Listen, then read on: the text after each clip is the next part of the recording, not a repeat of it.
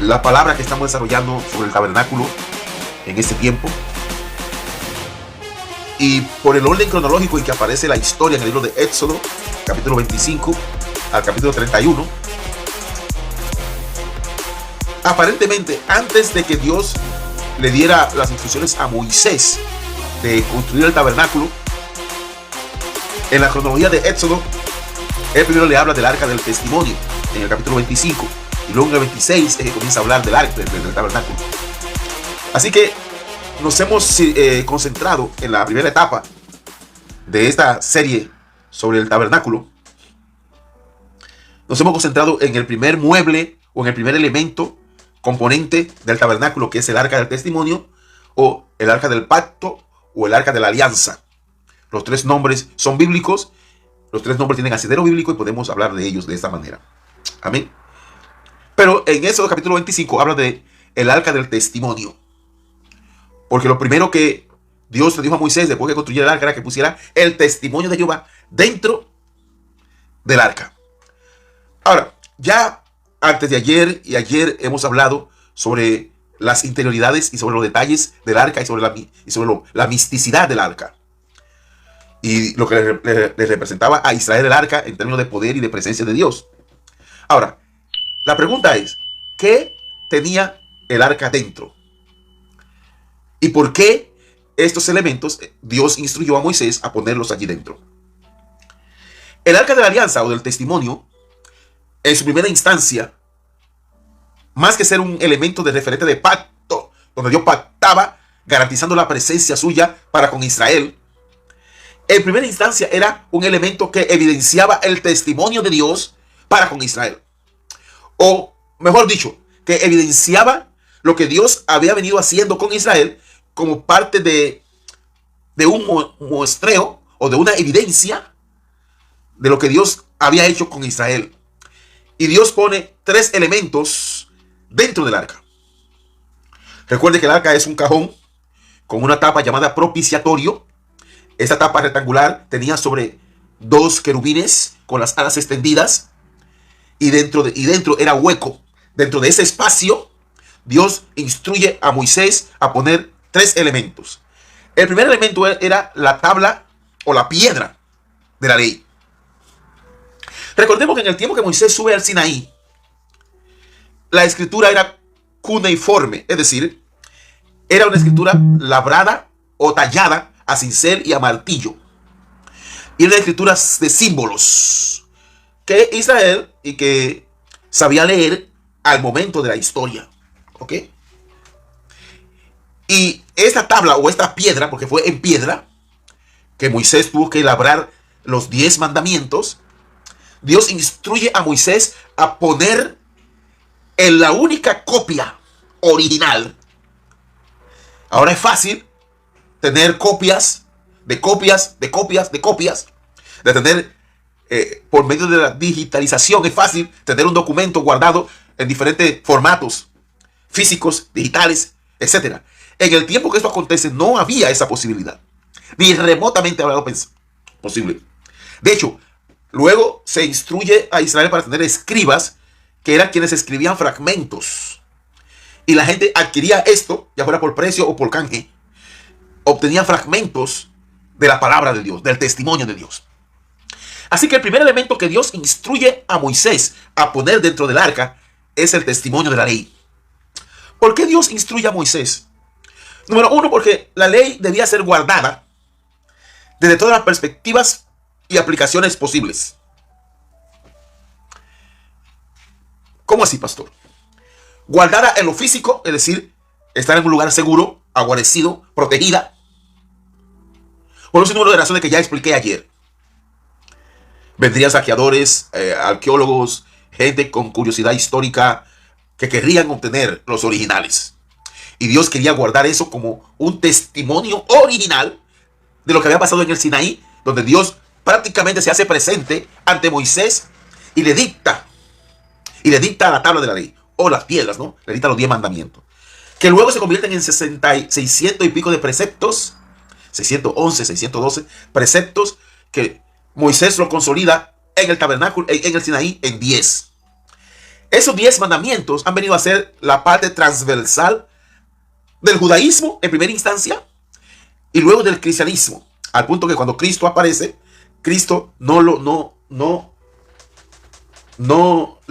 quita, sino que lo optimiza. Y luego, permítanme, ojalá yo encuentre esta cita en el libro de Hebreos. Le estoy hablando del corazón, queridos, no tengo notas, así que todo lo que surge esta mañana, surge de manera espontánea y bajo la guianza del Espíritu Santo. En Hebreos capítulo 9, versículo 9 dice: lo cual es símbolo para el tiempo presente, según el cual se presentan ofrendas y sacrificios que no pueden hacer perfecto en cuanto a la conciencia a que practica ese culto, ya que solo consiste de comidas y bebidas y de diversas abluciones y ordenanzas acerca de la carne, impuestas hasta el tiempo de reformar las cosas. Todo esto que yo acabo de decir sobre el arca y la ley a lo interno del arca es símbolo de toda la palabra de Dios, que luego, tanto en Deuteronomio, luego Dios le da a Moisés, y luego Cristo se hace eco de ello cuando es tentado en Mateo capítulo 4, ¿sí? Y le dice: oye bien, Satanás, no solamente de pan vivirá el hombre, sino de toda palabra que sale de la boca de Dios. Así que la ley, a lo interno, este espécimen, esta especie de la tabla de la ley, que era única en su origen, Dios instruye a Moisés a ponerlo dentro del arca del pacto, o de la alianza, o del testimonio, que serviría como punto de referencia. Escúcheme, por favor. Serviría como punto de referencia histórico para que Israel no olvide. Y con Israel, obviamente, la humanidad. Hay un detalle importante que yo quiero resaltar esta mañana sobre esto. Lo que Dios le da a Israel aparenta ser, particularmente para Israel. Pero si somos objetivos al respecto, lo que Dios da para Israel, Dios lo está dando para la humanidad. Israel es la nación que Dios escoge para mostrarse, para testificarse, para evidenciarse a toda la raza humana, para toda la raza humana. Con el devenir del tiempo, Israel creyó que era algo exclusivo, a tal punto que Dios tuvo que decirle: no es que ustedes sean más especiales que los demás pueblos de la tierra, es que yo les amé de pura gracia. No es que ustedes sean más especiales, es que ustedes son el punto de referencia. Déjame ponértelo de la siguiente manera, con una historia, con una anécdota de la historia contemporánea reciente. Cuando Nelson Mandela, después de 21 años de estar preso, es dejado libre, Nelson Mandela decide convertirse en el presidente de Sudáfrica, que iba a cambiar el espectro social de Sudáfrica con relación a Apartheid, que era un país eminentemente racista, descoyunturalmente racista. Y Nelson Mandela se hace amigo de una estrella del rugby, que es el deporte nacional de Sudáfrica, y lo invita al palacio presidencial ya luego de que él es elegido presidente, y le dice: tú y yo vamos a cambiar a África. Lo único que tú tienes que hacer es ganar partidos y convertir a Sudáfrica en el país campeón de rugby de toda África. Este muchacho era blanco, era de tez blanca. Nelson Mandela era de tez negra. Y Nelson, escúchame, no te me pierdas, lo toma a él como punto de referencia para establecer una revolución social en Sudáfrica. Lo mismo hace Dios con Israel. Tomo esta anécdota de la historia contemporánea para llevarte a entender por qué Dios escoge a Israel. Lo mismo hace Dios con Israel. Dios escoge a Israel, primero, un país que no existe, un país que no había emergido como nación. Llama a un hombre llamado Abraham, lo instruye, por un número de coyunturas. Abraham comienza un nuevo linaje, y de ese linaje Isaac, viene Jacob, y de Jacob viene Israel, que por 400 años estuvo en Gosén como una nación a partir de José, hijo de Jacob. Usted conoce la historia. Y luego Israel es liberado y Dios abre el mar rojo y lo introduce en el desierto por 40 años hasta el momento donde estamos ahora, en la ribera anterior del Jordán, y donde Dios les dando las instrucciones sobre los 10 mandamientos y sobre el arca de la alianza o del testimonio. Todo esto es un punto de referencia histórico, geográfico, social, económico, espiritual, emocional, intelectual de Dios mostrándose al resto de la humanidad.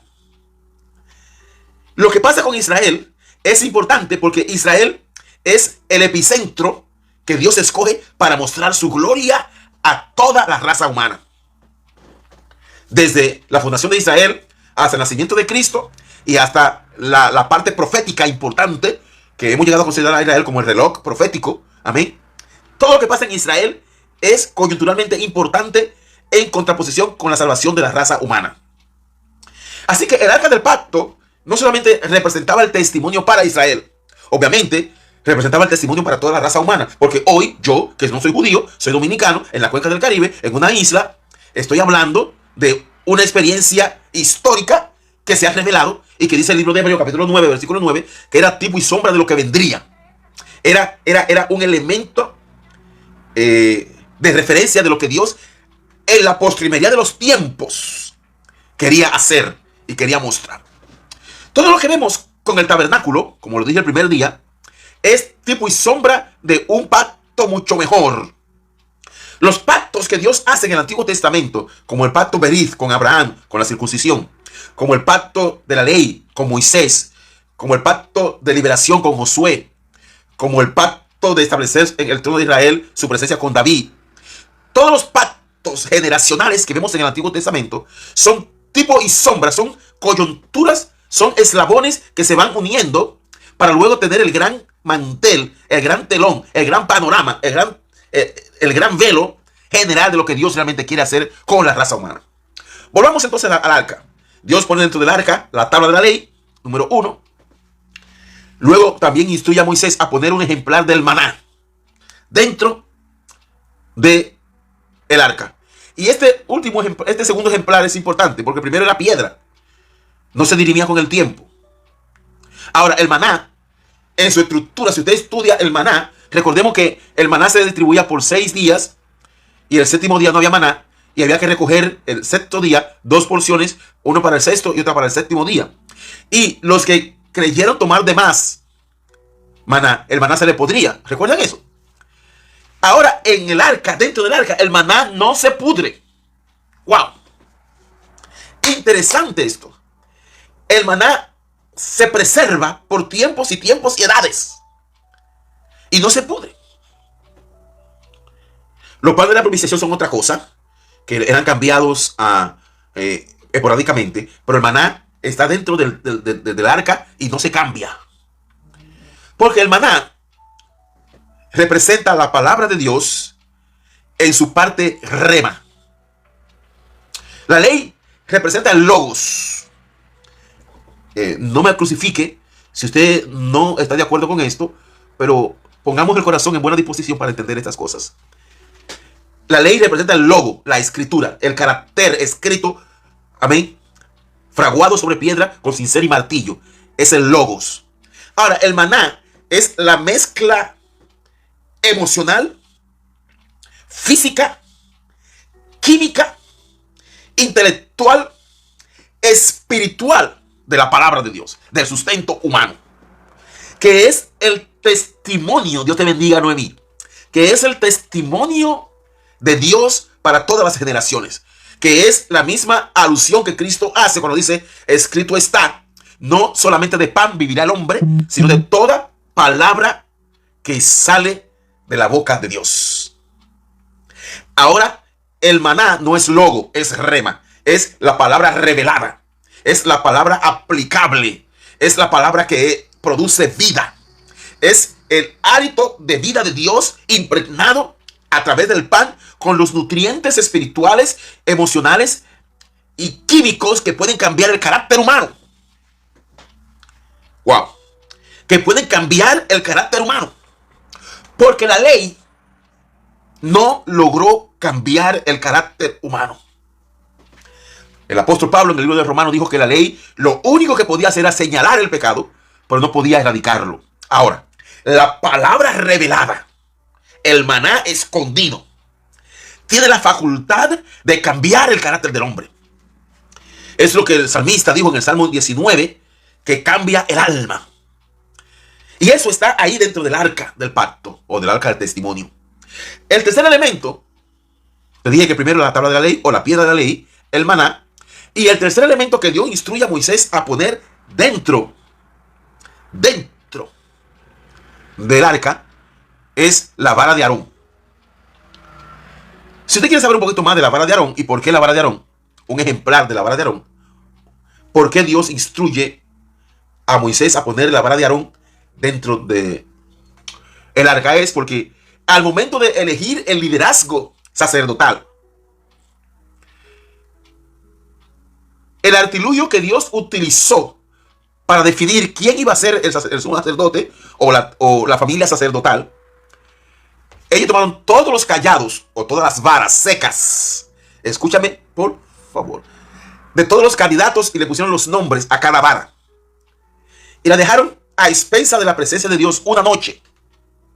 Y la única vara que reverdeció con hojas de almendro y echó fruto de almendra, inclusive, usted lo puede ver eso en Número capítulo 17, e inclusive echó frutos, fue la vara de Aarón, apartando o discriminando, dilucidando quién era el individuo escogido por Jehová. En este punto fue Aarón y su familia. Y Dios instruye a Moisés a poner un ejemplar o un apéndice de la vara de Aarón que reverdeció a lo interno del arca. Así que hay ahí tres elementos testimoniales, porque recuerden que es el arca del testimonio. Hay tres elementos testimoniales: la ley, el maná y la vara de Aarón. Cada uno con sus aplicaciones, sus bendiciones y sus poderes delegados desde el cielo para testificar de la gloria, del poder y de la manera como Dios actúa y de la manera como Dios quiere que usted y yo actuemos. Es importante comprender que entonces el arca del testimonio es un referente para enseñarnos el modus operandum de Dios que Dios espera que nosotros apliquemos. Es importante entonces que comprendamos que la ley, dice el apóstol Pablo, fue un ayo, un maestro que nos llevó a Cristo. La palabra ayo es una palabra española, pero no la conocemos mucho para estas latitudes. Es un maestro. La palabra griega es pedagogos. Es un instructor, un punto de referencia, un mentor que nos lleva. Es un canon, una regla que nos lleva a otra cosa. La ley eso era. Lo único que la ley perseguía era llevarnos a Cristo. Por eso te digo que Israel es un punto de referencia para la humanidad completa. No solamente para Israel, lo que Dios hace con Israel era solamente para Israel. Sería Dios injusto si llegásemos a pensar, si usted y yo llegásemos a pensar que todo lo que Dios le da a Israel es solamente para Israel, entonces tendríamos un Dios injusto. Dios está ensayando un sistema aplicable a toda la raza humana. Déjame consolidar esto que hemos visto hoy conforme el Señor me guíe y me ayude. El arca de testimonio se llama arca de testimonio porque tendría los elementos testimoniales de lo que Dios hace en Israel en proyección con la raza humana. ¿Qué elementos testimoniales tenía? La ley que Moisés recibe en el Sinaí, la piedra de la ley, los 10 mandamientos, que ya en otros devocionales abordamos. Ya abordamos los 10 mandamientos y fuimos uno por uno. Agotamos 10 entregas para hablar de cada mandamiento, uno por uno. Ya eso pertenece a otra locución que hemos hecho. Pero que están ahí. Y que usted y yo, si bien están en el Antiguo Testamento, son vivos y eficaces, porque toda palabra de Dios es viva y eficaz y es más cortante que toda espada de dos filos. Aunque es un carácter escrito, es un logo, tiene su eficacia. Procura llevarnos al entendimiento, como dice el apóstol Pablo en Romanos, de que necesitamos algo superior para poder cumplir eso en nosotros, que luego se conoce como el Espíritu Santo. En el libro de en el libro de San Juan capítulo 16, el Señor le dice: le conviene que yo me vaya, porque si no me voy no le mando el Consolador, no le mando el Paracleto fiel. Ahora cuando yo me vaya le enviaré al Consolador y él le va a guiar a toda justicia, a toda verdad y a todo juicio. Y luego el apóstol Pablo obviamente reciben el tercer cielo, lo que se llama el fruto del Espíritu Santo en Gálatas capítulo 5:22, el fruto del Espíritu Santo. Y allí aprendemos a ser transformados para poder vivir el logos de la piedra de la ley. El segundo elemento es el maná. El maná, te dije que es la revelación, la mezcla, el pan del cielo dispensado para nosotros, que luego Cristo dice, no solamente de pan vivirá el hombre, sino de toda palabra que sale de la boca de Dios. Y que luego, también hemos hablado de ello, el Señor nos inspira a ser evangélicos de harina de masa no leudada. El maná era una masa no adulterada, era una masa limpia, escarchada pura desde el cielo. Y luego el Señor también hemos hablado en este devocional sobre la masa no leudada. Espero que usted pueda encontrarse con los videos por ahí. Están en YouTube algunos de ellos. Pueda buscarlo y seguir ahí estudiando un poquito más estos temas. Y el tercer elemento es la vara de Aarón, donde Dios revela. La vara de Aarón contiene el pensamiento de Dios. Tócate una decisión importante. Lo voy a repetir. La vara de Aarón contiene el pensamiento de Dios tocante a una decisión importante. Amén. Dios me le bendiga, Dios me le guarde, Dios me le cubra, Dios me le ayude, Dios esté con ustedes, que ustedes tengan un esplendoroso día. Mediten y piensen en esto que hemos visto en el día de hoy sobre la tabla, sobre el arca del testimonio. Amén. Un extraordinario honor para mí. Pero mucho más allá de lo que yo pueda concebir, pensar y merecer, que Dios me haya llamado en ese tiempo para hablar contigo sobre su palabra. Gracias por escucharme y gracias por estar ahí. Y recuerda, si te conviertes en un asiduo seguidor de este devocional, puede que tu manera de pensar cambie y que tengas un mejor estilo de vida. Te lo garantizo. Te amo, te honro y te respeto.